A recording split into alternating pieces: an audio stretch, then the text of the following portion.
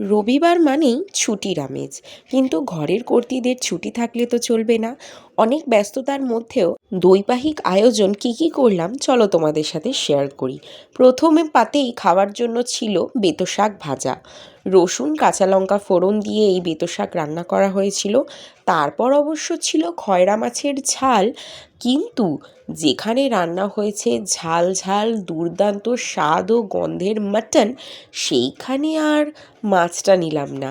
তাই এরকম দামসা দামসা আলু দিয়ে ঝাল ঝাল করে নরম তুলতুলে মাটন কষা নিয়ে নিলাম ভাতের পাতে, যেটার স্বাদ অসাধারণ হয়েছিল।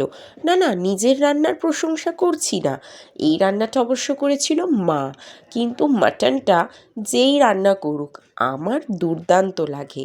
শেষ পাতে অবশ্য খাওয়ার জন্য ছিল টমেটোর চাটনি, আর দিচ্ছে হচ্ছে আমার কর্তামশাই। তার সাথে অবশ্য আমার একটু মৌনব্রত চলছে, কিন্তু তাতে কি, গিন্নি যখন বলেছে দিতে তো হবেই।